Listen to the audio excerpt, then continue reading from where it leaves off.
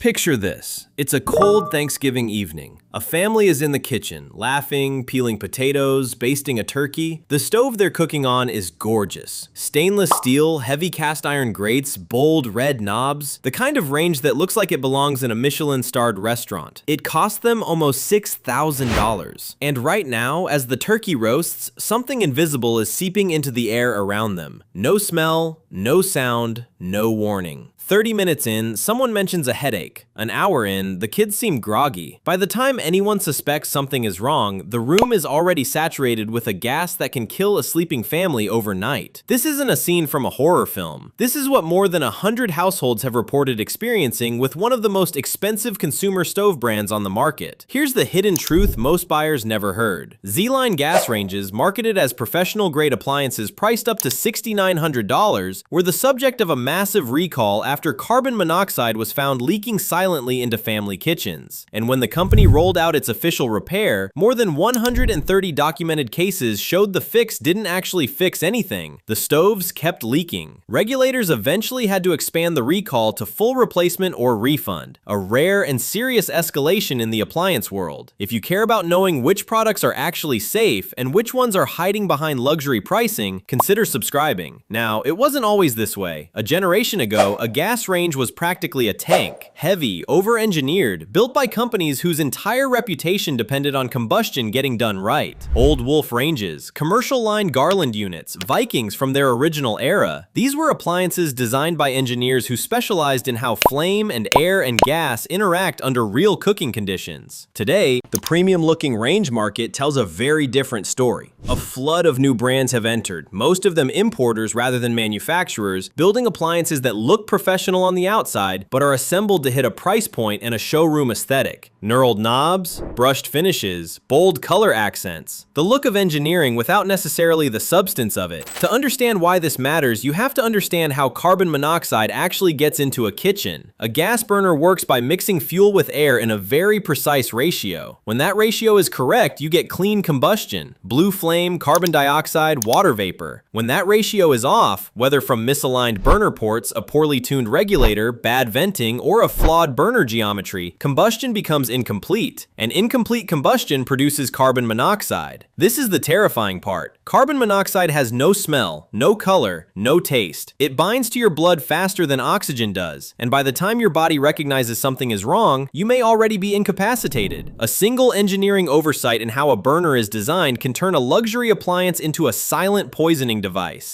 So what did buyers actually pay for? The marketing painted a very specific picture. Professional style, restaurant grade, built for serious home cooks, magazine spreads, showroom demos, influencer kitchens. The implicit promise was that this level of money bought you the engineering pedigree of a commercial range, scaled down for residential use. What buyers actually received, according to regulators, was a unit whose burner and regulator assembly could fail to maintain safe carbon monoxide emission levels under normal cooking conditions. That's not a cosmetic issue. That is a fundamental safety issue baked into the design itself. The first recall came as a shock to owners. The Consumer Product Safety Commission announced that certain Z-Line gas ranges could emit dangerous levels of carbon monoxide, and the company rolled out what it described as a straightforward repair, a kit, a technician visit, problem solved. That was the public message. What happened in the field behind the scenes was a much darker story, because here's what came next. Over 130 documented cases emerged in which the official repair had been performed, and the stove continued to leak carbon monoxide afterward. Let that sink in. The manufacturer's authorized fix was carried out, signed off on, and owners were told their kitchens were safe. And then the stoves kept poisoning them. This is not a manufacturing variance. This is not a few bad units slipping through quality control. When the prescribed repair itself fails at that scale, it points to a design flaw the company couldn't engineer its way out of with a retrofit. Most people don't hear about stories like this. So if you're finding it useful, drop a like. It helps this kind of reporting reach more buyers before they spend thousands thousands on the wrong appliance. Eventually, the pressure became impossible to ignore. The CPSC expanded the recall to offer full replacement or refund, which is an unusually serious outcome in the appliance industry. Regulators typically give manufacturers every opportunity to repair their way out of a defect. Escalating to replacement or refund means confidence in the repair itself had collapsed. It's a regulator's way of saying the product cannot be made safe through patching. That tells you something important about the engineering culture that produced the appliance in the first place. And the human cost is what makes this story different from almost any other appliance recall. Affected households reported headaches, nausea, dizziness, and confusion. Some reported hospital visits. Families cooked on these stoves for months, sometimes longer, without knowing what was happening to them. Think about the psychological weight of that realization. The kitchen, the room where you feed your children, where you gather for holidays, where home actually happens, turning out to be the most dangerous room in the house. Not because of something you did, because of something the manufacturer built in. And this is where the pattern gets larger than one brand. Zoom out and you start to see a trend across the entire premium style import appliance category. Brands that didn't exist a decade ago now sell $6,000 ranges, $4,000 refrigerators, $3,000 dishwashers. Many of them are import operations rather than true manufacturers. The engineering often gets outsourced. The combustion testing, in some cases, relies on minimum regulatory thresholds rather than rigorous in-house validation. The marketing spend goes into influencers and showroom presence, not into combustion labs and long-duration failure testing. Price in this category no longer correlates with engineering integrity the way buyers assume it does. A $6,000 stove and a $600 stove can roll off factories that are closer in capability than the price tags suggest. And this is where it gets worse, because we're not talking about a warped pan or a scratched finish or a dishwasher that stops draining. We're talking about an appliance category where a design flaw can kill a sleeping family overnight. Carbon monoxide detectors are the only reliable line of defense when the appliance itself becomes the source, and most kitchens in North America don't have a CO detector installed anywhere near the stove. Bedrooms maybe, hallways sometimes, kitchens rarely, which means the scariest question in this whole story isn't how many units were recalled, it's how many are still sitting in homes where the owner never got the recall notice, never heard about the failed repairs, and has no detector to warn them. So what should a careful buyer actually do? This is where buy it for life thinking matters more than it ever has. Look for manufacturers with decades of actual combustion engineering pedigree, not decades of marketing presence. Prioritize brands with in-house testing labs and transparent documentation of CO emission performance. Look for sealed burner construction, genuine ANSI